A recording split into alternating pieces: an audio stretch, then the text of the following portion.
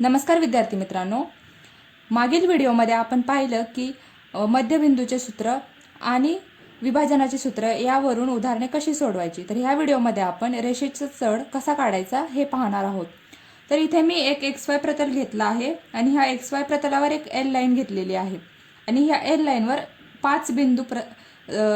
पाच बिंदू दर्शवले आहेत A B C D आणि E। तर इथे मी एक तक्ता आखून घेतलेला आहे। याच्यामध्ये कोणत्याही अनुक्रमे किंवा कोणत्याही दोन ह्या L लाईनवरील बिंदूंचे स्लोप आपण काढणार आहोत। तर स्लोप म्हणजेच रेषेचा चढ काढणार आहोत।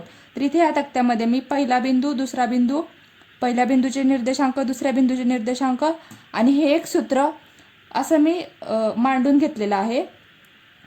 ही कृती तुम्हाला पाठ्यपुस्तकात भेटेल, तिथूनच घेतलेली आहे मी। इथे मी पहिला बिंदू सर्वात प्रथम C घेतलेला आहे आणि दुसरा बिंदू E घेतलेला आहे, नंतर A, नंतर D, म्हणजे अनुक्रमे सगळे बिंदू आणि इकडे अनुक्रमे सगळे बिंदू असे घेतलेले आहेत। आणि इथे मी पहिल्या बिंदूचे आणि दुसऱ्या बिंदूचे अनुक्रमे निर्देशक लिहून घेतलेले आहेत। तर इथे मी ह्या सूत्र y2 - y1 divided by x2 - x1 ह्या सूत्रात ह्या माहिती हे निर्देशक टाकून इथे काय व्हॅल्यू येईल ती संख्या आपल्याला फक्त इथे लिहायची आहे। तर आता इथे मी ह्याला x1, ह्याला x2, y1 आणि ह्याला x2 आणि y2 अनुक्रमे मानून घेते। तर ह्याच्यामध्ये ह्या सूत्रामध्ये ह्या किमती टाकून घेऊया आपण। तर इथे y2 काय आहे 7 वजा y1 आहे 1 भागिले x2 वजा x1, x2 आहे 6 वजा 2, तर याची किंमत किती आली 6 भागिले 4 म्हणजेच 3 भागिले 2। तसंच हे सगळ्या बिंदूंचं काढून घ्यायचं। तसंच आता आपण इथे याला x1 y1 आणि याला x2 y2 मानून घेऊया आणि त्यानुसार सगळ्यांच्या किमती काढून घेऊया। 4 वजा 2 तर किती आले 6 वजा वजा अधिक 7 अधिक 5 12, 12 भागिले वजा वजा अधिक 4 अधिक 2 8 म्हणून भागिले 8, 4 2 8 आणि 4 त्रिक 12। तसंच आपण हे सगळं सोडून घ्यायचं। जर हे सगळं सोडवलं तर आपल्याला सगळ्यांची किंमत 3/2 3 भागिले 2 हीच भेटेल। हे तुम्ही सोडून बघू शकता, तुम्हाला हीच किंमत भेटेल। यावरून आणि ही किंमत आपल्याला मिळालेली आहे, ही किंमत म्हणजेच या L रेषेचा चढ म्हणून रेषेचा चढचा सूत्र झालं m म्हणजे आपण रेषेचा चढ हा m ह्या अक्षराने दाखवतो, म्हणून m = y2 वजा y1 भागिले x2 वजा x1। तर आता आपण पुढील उदाहरण सोडवण्यासाठी हे सूत्र वापरणार आहोत। तर आता आपण पुढे वळूया। आता आपण बघितलं की एक कोणतीही लाईन Lचं जर आपल्याला चढ काढायचा असेल तर तो कसा काढायचा। जर आता समजा आपल्याला दिलेली रेषा ही x किंवा y अक्षाला समांतर असेल तर त्याचा चढ कसा काढणार ते बघूया आपण। आता इथे मी m रेषा घेतली, ती x अक्षाला समांतर आहे आणि L रेषा ही y अक्षाला समांतर घेतलेली आहे आणि हे m रेषेच्या चढचं सूत्र मी इथे लिहून घेतलेले आहे। तर आता आपण x अक्षाचं काढून घेऊया। x अक्षावर मी हे दोन बिंदू अंदाजे घेतलेले आहेत। तर आपण याला सध्यापुरती x1 y1 आणि हा x2 y2 मानून घेऊया आणि त्यानुसार इथे किंमत टाकून घेऊया।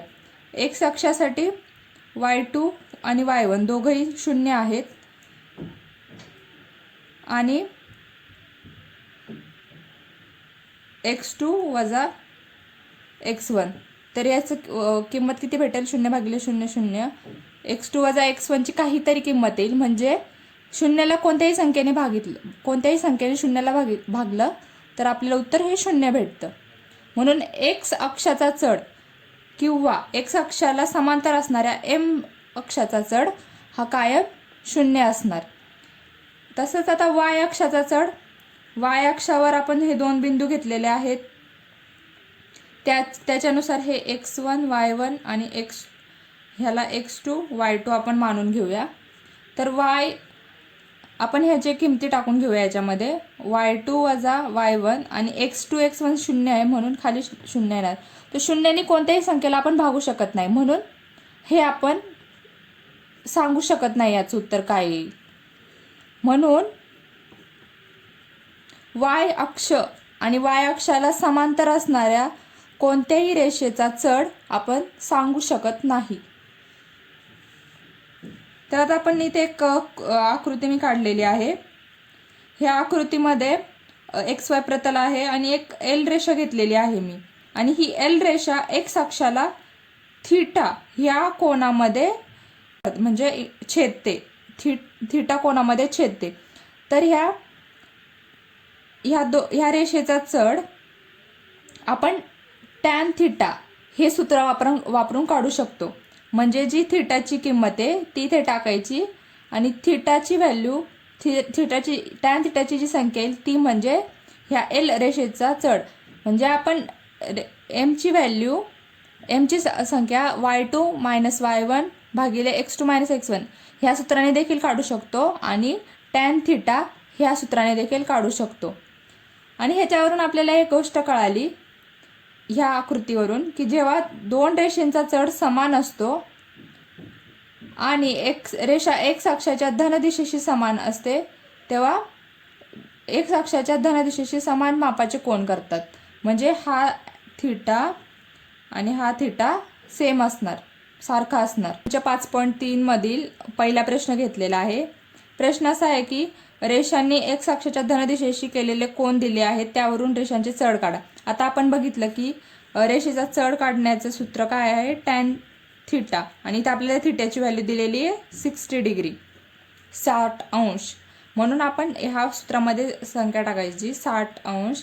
आणि आता इथे मी एक टेबल घेतलं आहे, तुम्हाला संख्या पाठ नसतील तर. आता इथे टॅन आणि 60 डिग्री, मग टॅन आणि 60 डिग्रीमध्ये ही व्हॅल्यू येते, म्हणून टॅन 60ची व्हॅल्यू आली √3, म्हणून आपला वर्गमुळात 3, म्हणून आपला रेषेचा चढ काय आला वर्गमुळात 3. तर आता आपण दुसऱ्या प्रश्नाकडे जाऊया. अशा प्रकारे तुम्ही इथे कोणते वेगळे कोन दिलेले असतील त्याच्यानुसार सराव करू शकता. आता पुढील प्रश्न काय दिलाय की इथे 2 बिंदू दिलेले आहेत त्यांनी आणि ह्याच्यामधून जाणाऱ्या रेषेचा चढ काढायचा आहे आपल्याला. तर रेषेचा चढ काढण्यासाठी आपण काय सूत्र बघितलं, y2 वजा y1 भागिले x2 वजा x1.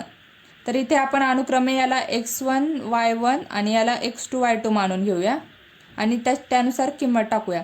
y2 वजा y1 म्हणजे 3 वजा वजा 2, 3 वजा वजा 2 भागिले x2 आहे 7, 7 वजा x1 आहे 5, 7 वजा 5, म्हणून वजा वजा अधिक 3 अधिक 2 किती येतात 5, आणि 7 वजा 5 2, म्हणून सी आणि डी रेषेचा चढ आला 5/2.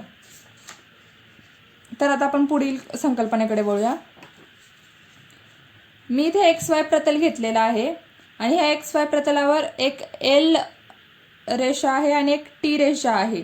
ह्या 2 रेषा मी घेतलेल्या आहेत आणि एल रेषेवर ए आणि बी हे 2 बिंदू आहे. ए बिंदू एक्स अक्षाला छेदतो आणि बी बिंदू वाय अक्षावर आहे. तसेच रेषा टी वर पी आणि क्यू हे 2 बिंदू आहेत. एक एक्स क्यू हा एक्स वर आहे आणि पी हा वाय अक्षावर आहे. तर मी इथे आता मला इथं आपण रेषा एलचा म्हणजे ए बीचा चढ काढून घेऊया. तर त्याच्यासाठी मी हे दोन बिंदूंना इथे x1 y1 आणि बी बिंदूला x2 y2 मानून घेतलेला आहे. तर त्याच्यानुसार आपण इथे किंमत टाकूया.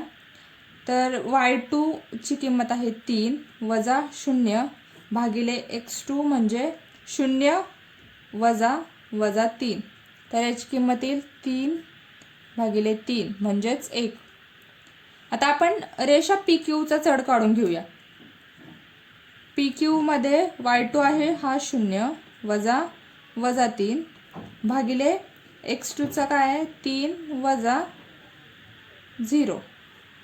मग काय आलं हे वजा वजा अधिक 3/3 म्हणजेच 1. आता इथे आपण बघू शकतो की रेषा AB चा चढ आणि रेषा PQ चा चढ हा सारखा आहे. म्हणजे याच्यावरून आपल्याला काय दिसतं की रेषा एल आणि रेषा टी ह्या दोघांचा चढ सारखा आहे. म्हणजे आणि आपण इथे सुरुवातीला काय मानलेलं आहे की रेषा टी आणि रेषा एल हे समांतर आहेत. म्हणून ह्याच्यावरून आपण काय म्हणू शकतो की समांतर रेषांचे चढ हे कायम समान असतात.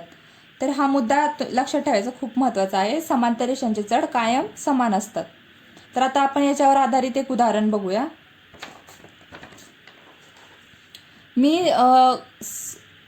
एक सराव संच 5.3 मधला 8वा प्रश्न घेतलेला आहे. तर ह्या प्रश्नामध्ये त्यांनी PQRS यांचे अनुक्रमे निर्देशक दिलेले आहे. याच्यामध्ये इथे के आहे, हा के, आणि ही रेषा PQ रेषा RS ला समांतर आहे. ह्या बिंदूंमधून रेषा PQ आणि रेषा RS एकमेकांना समांतर आहे. तर आपल्याला के ची व्हॅल्यू काढायची, संख्या काढायची. तर आता आपण बघितलं की समांतर रेषांचे चढ हे समान असतात. म्हणून आपण पहिले रेषा PQचा चढ काढून घेऊया, नंतर रेषा RSचा चढ काढून घेऊया, नंतर दोघांना एकमेकांसोबत तुलना करून घेऊ, म्हणजे आपल्याला के ची संख्या भेटेल. तर पहिले आपण PQचा चढ काढून घ्या. PQ साठी मी ते सूत्र लिहिलेलं आहे. PQ साठी P आणि Q हे दोन बिंदूंचे आपल्याला निर्देशक लागतील. तर त्याच्यासाठी P साठी मी P चे बिंदू x1 y1 मानून घेते आणि Q चे x2 y2 मानून घेते सध्यापुरती. तर इथे y2 काय आहे 6 वजा y1 आहे 4 भागिले x2 काय आहे 3 आणि x1 आहे 2. म्हणजे याची किंमत काय आली 4 वजा 6 वजा 4 2 आणि 3 वजा 1 1 म्हणजेच 2. रेषा PQचा चढ आला 2. आता रेषा RS मध्ये मी याला x1 y1 R चे निर्देशक आणि RS चे निर्देशक x2 y2 मानून घेते. तर आता इथे y2 काय आहे k जो आपल्याला माहित नाहीये आणि y1 आहे 1, x2 आहे 5 वजा x1 आहे 3 म्हणजेच k वजा 1 भागिले 2. तर आता आपल्याला रेषा PQचा चढ भेटला, रेषा RSचा चढ भेटला. आता हे दोघं माहिती आपल्याला की रेषा PQ आणि रेषा RS एकमेकांना समांतर आहे, बरोबर. म्हणून आता ह्या दोघांचे चढ समान असणार. आपण आता सिद्ध केलं की दोघांचे चढ सारखे असतात. म्हणून आता आपण दोघांना रेषा PQचा चढ काय आहे 2 आणि रेषा RSचा चढ k वजा 1 वजा 2. हे दोघं पण बरोबर आहे असं आपण म्हणू शकतो. रेषा PQचा चढ 2 आहे म्हणजे रेषा RSचा चढ पण 2च असणार. म्हणून रेषा RSचा चढ = 2 आपण हे लिहून घेतलं. आता भागिले 2 इकडे आल्यावर गुणिले 2 होणार. 2 गुणिले 2 = k वजा 1. 2 गुणिले 2 4 = k वजा 1. आता केला आपण केला इथेच ठेवूया. 4 वजा 1 इकडे आल्यावर अधिक 1 म्हणून k = 5. अशा प्रकारे आपल्याला k ची व्हॅल्यू मिळाली. आता पुढील प्रश्न बघून घेऊया आपण. मी तिसरा प्रश्न घेतलाय प्रश्न संच 5.3 मधला. याच्यामध्ये त्यांनी 3 बिंदू दिलेले आहेत आणि ते एकरेषीय आहेत की नाही हे आपल्याला ठरवायचे. हे आपण एक सुरुवातीच्या व्हिडिओमध्ये पण बघितले. त्या पद्धतीने देखील आपल्याला हे गणित सोडवता येतं आणि ह्या पद्धतीने देखील सोडवता येतं. आपण ही पद्धत बघून घेऊया पहिले की रेषाचा चढ काढून आपण कसं सिद्ध करू शकतो. त्याच्यासाठी आपण ABचा चढ काढून घेऊया, नंतर BCचा चढ काढून घेऊया. आणि जर हे दोघं समान असतील तर आपण म्हणू शकतो की हे तिघही बिंदू एकरेषीय आहेत. एकरेषीय म्हणजे समांतर आहेत, म्हणून त्यांचे चढ सारखे असणार. आता आपण पहिले ABचा चढ काढून घेऊया. ABच्या चढसाठी मी A बिंदूचे x1 y1 आणि B बिंदूचे x2 y2 निर्देशक मानून घेते. आता इथे y2 ची किंमत काय आहे 1 वजा y1 ची किंमत वजा 1 वजा वजा 1 भागिले x2 0 वजा x1 आहे वजा 1 कंसामध्ये वजा 1. तर इथे आता वजा वजा अधिक 1 अधिक 1 भागिले वजा वजा अधिक 0 अधिक 1 1 म्हणून हे काय आलं 2 भागिले 1 म्हणजेच 2. रेषा ABचा चढ आला 2. आता आपण रेषा BCचा चढ काढून घेऊया. BC साठी आपण याला x1 y1 मानून घेऊया, याला x2 y2 मानून घेऊया.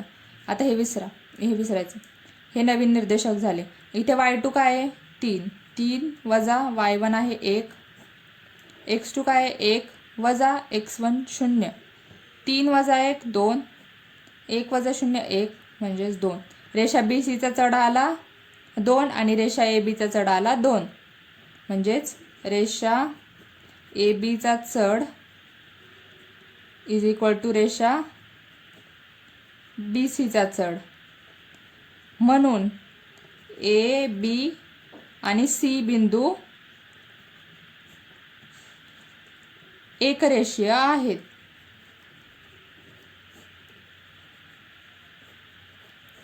तर अशा प्रकारे आपण 5वा धडा निर्देशक भूमिती हा इथे संपवला आहे. धन्यवाद.